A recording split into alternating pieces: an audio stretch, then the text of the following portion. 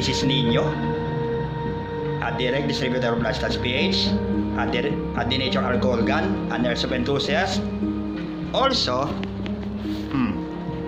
a Woo Shopper online store owner.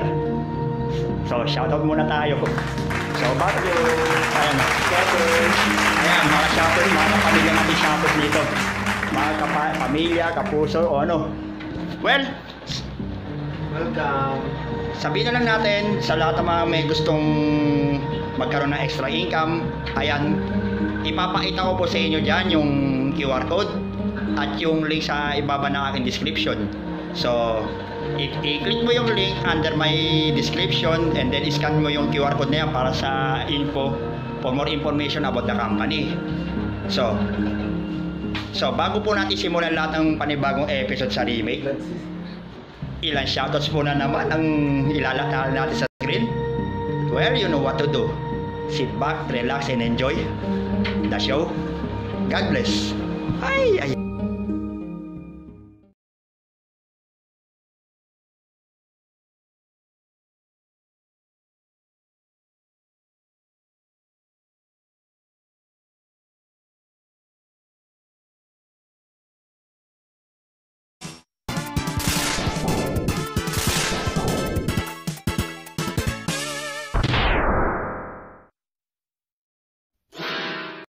Yun.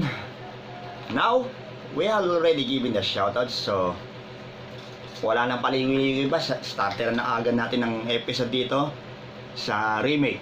So, on the interval 10 of Ninja's Revenge Remake Season 1, known as The Danger of a One-Sided Story. Ayan. So, yun na nga. So, sa board na ito, i-elaborate ko na maayos sa inyo ito. So, ito, makinig tayo. Dahil, i-start na agad natin ito. So, ito.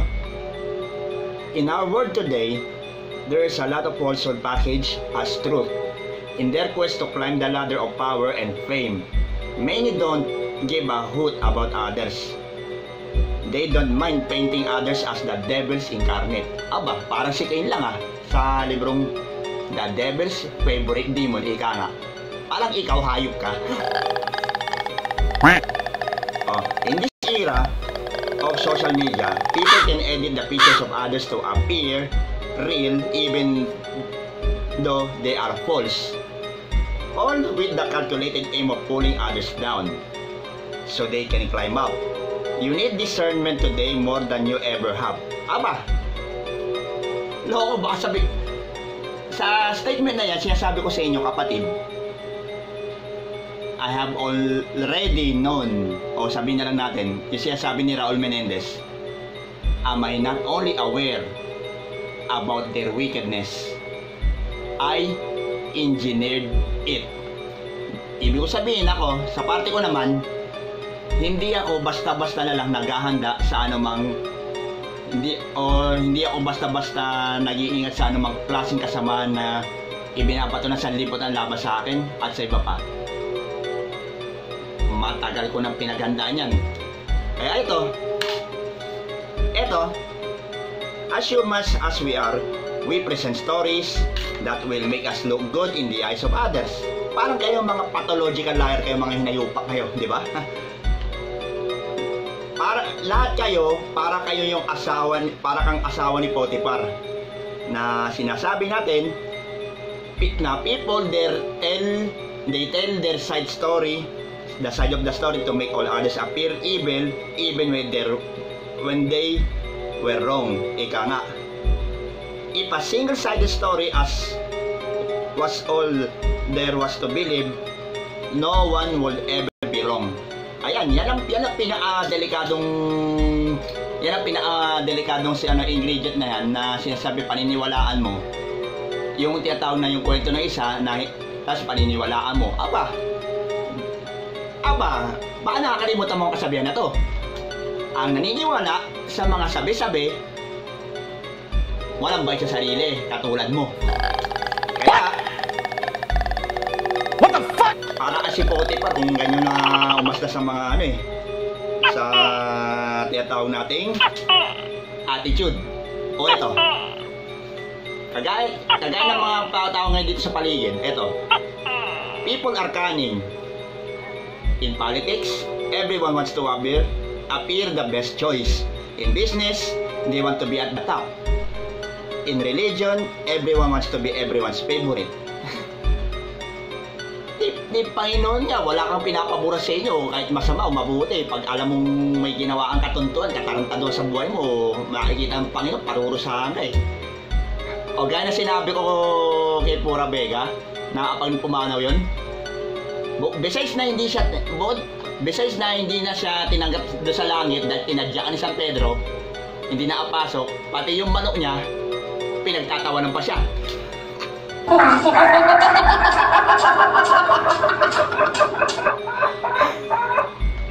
Ay nako. Ulitin natin ha, everyone wants to be everyone's favorite. Yan ang masaklap doon eh. Scandals are, ayan, thus resorted to, propaganda walks in, falsehood and bad-mouthing becomes the order of the day. Para sunugan lang ha. It takes a discerning heart to know a lying mouth. Para yung kasabihan ha. Ang isla nagsisinungaling sa bibig na uhuli. O, ikaw yun. Putang. It takes discerning heart to know a lying mouth. It takes great discernment to sieve the truth from lies. Para ba yung lahat ng katotohanan na humihiwalay mula kaluluwa hanggang katawan, patay tayo dyan. Kaya, ito ang pinakamatindi kong pagbabanta sa kasabihan na to sa inyo, mga kapatid, mga kamongols. Don't fall for everything. Some publications are totally satire, presented as real ones. Some stories are carefully crafted to make others look bad, always. Kagaya ng mga putangin ng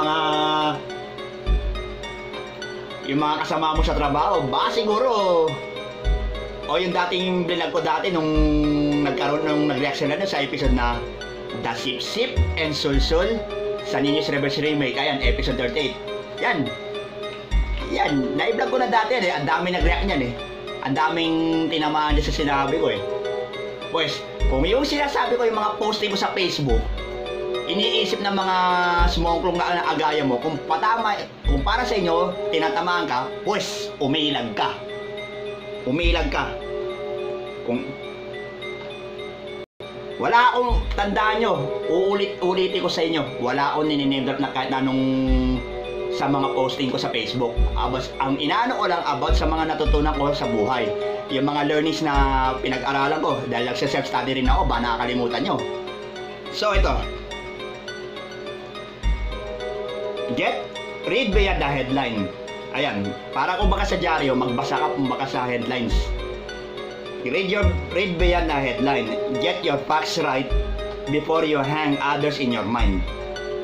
Not everything you hear about others is true.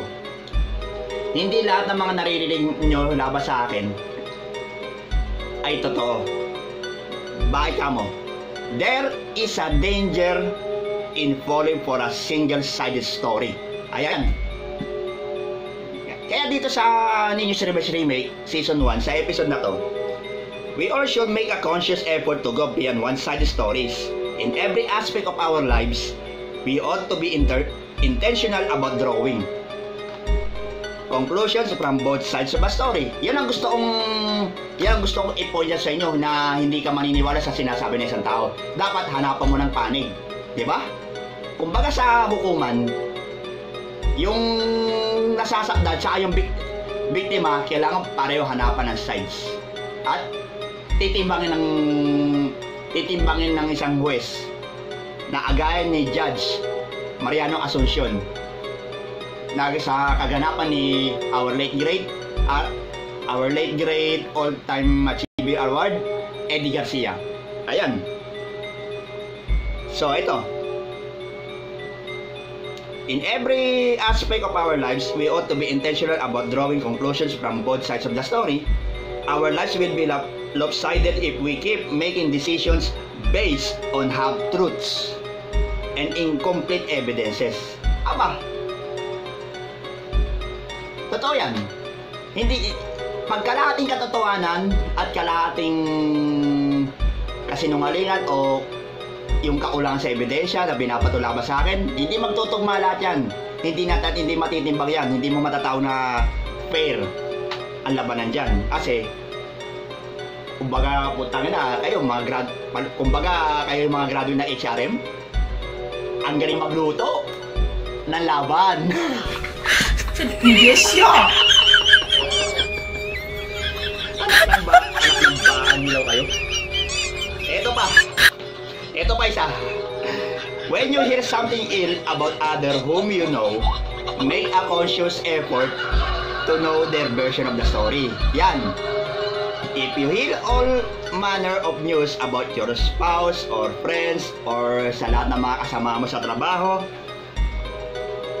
agis kayo, huwag kayong mag-conclude, mga ulo kayo.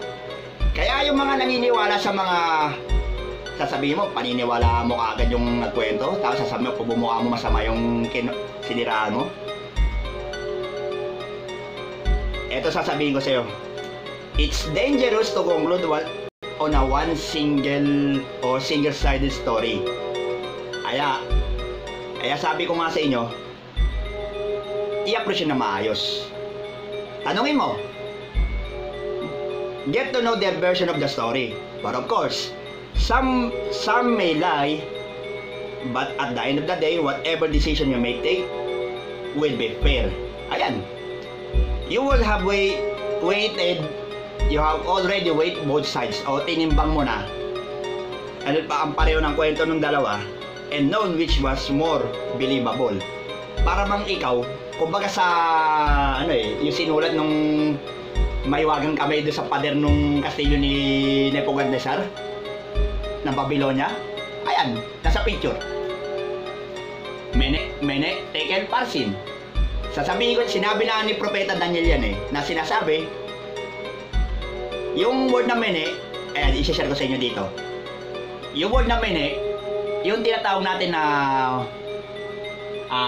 tawag nito, yung binilang ng Diyos ang lahat ng bilang ng araw mo ngayon sa buong mundo sa pagiging hari mo sa Babylonia. Pangalawa, yung tinatawag natin na tekel, kumbaga sa pelikula, tinimbang ka, ngulit kulang. Tinimbang ka nga, pero nasumpuan kang masamang, hayop ka. At sa word na parsin, yung kaharian mo na yan, o kaya nga tinatamasa mo, ibibigay sa mga Medo at Persiano. O, ano nangyari? Si Belshazzar, na anak ni Nabucodonosor, kinugi ng mga Persiano. So yun na yun. Kaya sasabihin ko sa inyo totoo, about sa mga nababalita na yung may mga naninira, ganun, yung ginagawa ka ng kwento, kumbaga may nauulat sa'yo, hindi mo na mamalayan, na puros kasinungalingan lang ginagawa niyan. Ulitin ko, puros kasinungalingan yan. Kaya sinasabi ko sa inyo, mga kapatid, ang mga naniniwala sa mga sabi-sabi, walang bilib sa sarili. O ito, uulitin ko sa inyo, what the fuck?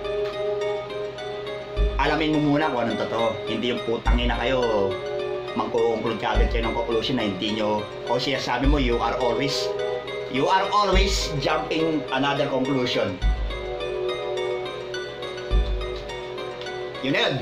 So, as a leader, when you hear complaints about your own subordinates, exercise restraint. Yan ang unang-una mong dapat gawin. Don't launch an attack on them yet.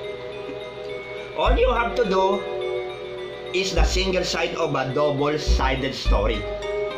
Yan single mo, yung single, double. Hindi yung putang na single lang, paniniwalaan mo, iparurusa mo yung gumawa. Putang na, sumusobra ka na ata, hayop na monggolik ka, kuyag ka. Kung gagawin mong bagay na yan kasi, utak mo, kasing kitid lamang ng hibla ng buok ang pag-iisip mo. In other words, utak mo may ubo. Naalok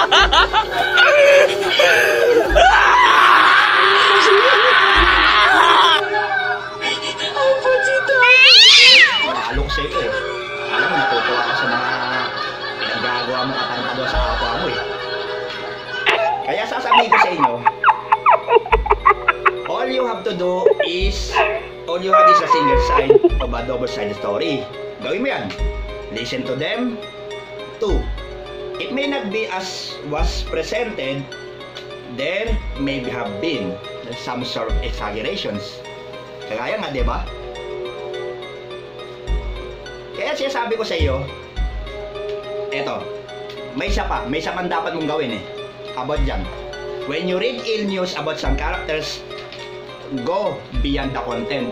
Kagaya na sinasabi ko lagi, yung mga posting ko sa Facebook, nakakala ng mga hype na to, puro patama. Aba, go with the context. Unawain ang konteksto. Tingnan mo kung may niname drop ako na isang tao dyan, o ano. Go beyond the content. The story may be a fabricated one. It may be one whole drama or propaganda. True, such characters may have been bad in times past. Be certain they did this too. This time, it may just be a setup. Ayan, pinakamatinding setup nang nangyari sa buhay mo yan. Kagaya na, marami na ako nakakalaban ng ganyang klaseng hinayupak na putok sa buong pendeho na gumawa ng atantado sa akin. Ano nangyari? Yung gago, bumalik sa kaila eh, di ba? Oo, ano? Kung sinasabi ko sa inyo, kung ikaw, kung tinamaan ka dito sa segment na to, umilag ka. Kasi, kung ikaw yon, yung gumagawa ng kwento na hindi mo alam, at sasabihan mo ng iba, aba, eto warning ko sa mga naniwala agad.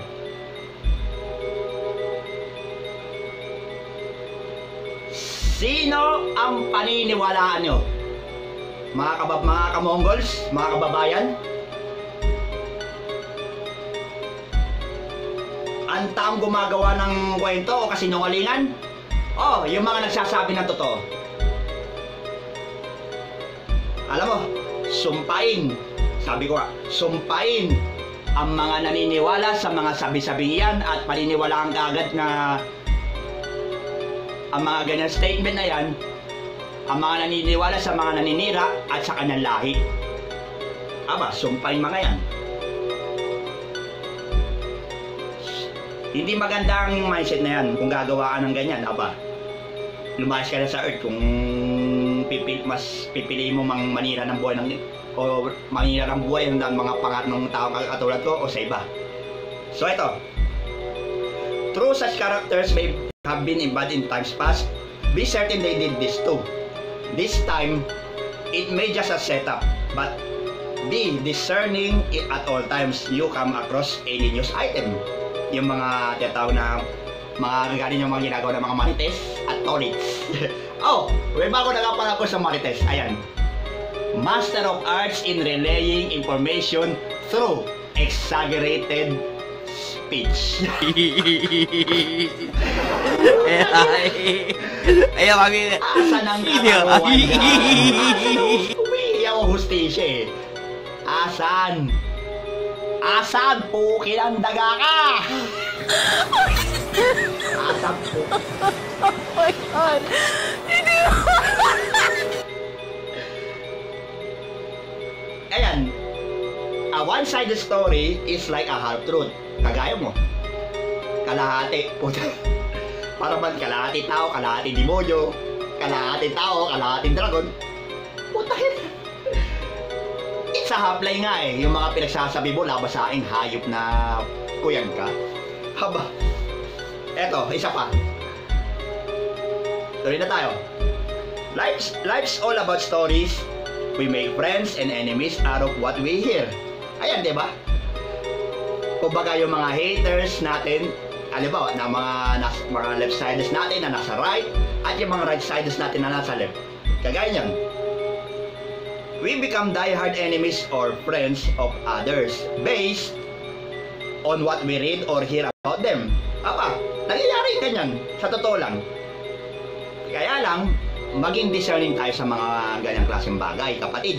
So, What we hear about people may not be all there is to know. What we read about them may only be twisted to favor to teller the story. The teller of the story. Yung naninira. Aalamin niya, pag-iimbestigahan niyan para sigurado. Malalaman yung kabilang panig. Hindi yung putangin ng one-sided ka pa rin hinayupak na daga ka. O ano? Mukhang may iiyak na dito sa segment na to ha. Ano, ihanda yung mga tissue, mga ugas. Patingin pa lang sa expansion o sa reverse expansion lahat ng mga segment na to natatama at makikita pa para bang ngipin ang daga. So, etong palapit na September na to, September 2023, Revenge Expansion, may be our year of great discernment. A year of not being gullible. A year of not falling prey to the single-sided stories. Yan. Nalalapit na ang September. Ayan, totoo yan. Totoo. Kaya sasabihin ko sa inyo, wala tayong dapat. For every story you hear, nasabi ko na nga ba? Ito. For every story you hear, there are two narratives. There are two sides of the story you have ever heard. Inasmuch as you may not always get to hear the other side of the narrative, be careful in your conclusions. Kaya sabi ko sa iyo, huwag kayong tumalo sa conclusion. You may be hanging an innocent man. Kagaya ko, kagaya ng iba. Sasabihin ko sa inyo ang kasabihan na to. When injustice become law, rebellion becomes duty. Ayan, sasabihin ko sa inyo, kapag ginawa mo ang kasama na yan, mangyayari yan. You may be hanging an innocent man, even though the other half of the story may not be readily available.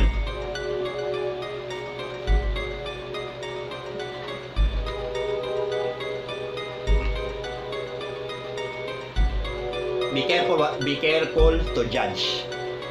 Be careful not to judge. Tanda mo. You may be crucifying a clean woman or an innocent people. Tanda mo yan. Ayan. Like a coin. Ulitin natin ha. Paano baga sa barya? You and me are the different sides of the same coin, which means we cannot even see each other. So like a coin, every story has two sides. You cannot even assume how the other half looks like by just seeing one half. You can arrive at a judgment until you have seen both sides of the coin. Little wonder every competent court of the justice will wait to hear the other side of the story before passing judgment.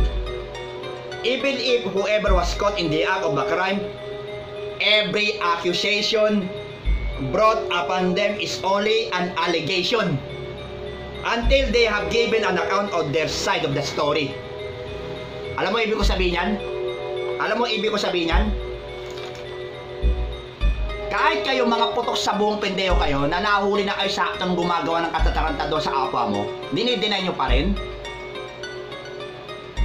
Sasabihin mo, aligasyon lang? Mga kungas pala kayo eh. Until binigyan mo ng account sa kabilang panig, lahat ng mga kwento mong puro house show lang. Ayan, each of us is supposed to be like a court. We must not draw conclusions based on rumors and one-sided stories. So, ibig sabihin nun, sasabihin ko sa inyo,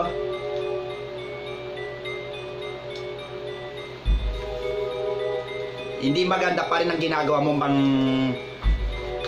panggagawa mo sa tao, sa kasamaan mo. Parang nangyari kay Joseph eh. To eh. Until Joseph presented his side of the story to Potiphar's household, never took his word for it. Ayan, kagaya nyo. Parang ang asawa ni Potiphar. Parang kasi Potiphar mismo na naniwala agad sa asawa niya. Na kahit na si Jose, binigay niya yung lahat ng mga panig, hindi mo pinaniwalaan. Para bang yung asawa ni Potiphar mismo, dahil inutusan si Jose na umiga sa tabi niya. Pero ayaw ni Jose kasi labag sa panuntunan ng Panginoon, pamantayan ng Diyos. So, yung asawa niya ni Potiphar, gumawa ng kasinungalingan na sumusasawa niya na sinabing, pinilit siyang pahigain ni Jose sa tabi niya. Putang ina. Kaya nga nasa ng katarungan dyan, yung kung maniniwala kayo sa lahat ng mga ganyang klase segments. Aba, nasa ng katarungan dyan, pre.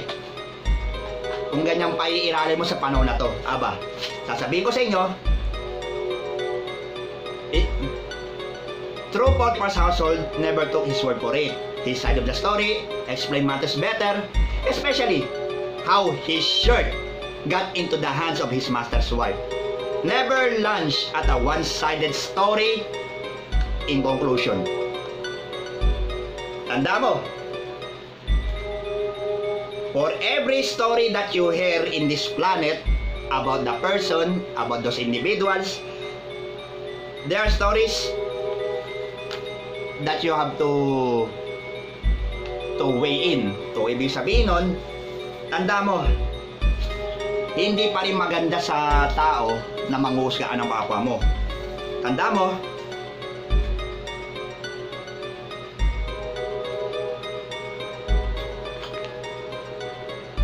huwag kang hahatol nang hindi ka hatulan ng Panginoon. At huwag kang manghuhusga ng kapwa mo, hayop ka. Para hindi ka husgahan ng Panginoon, tanda mo yan. Kaya ikaw, kapag ginawa mo lahat ng bagay na yan,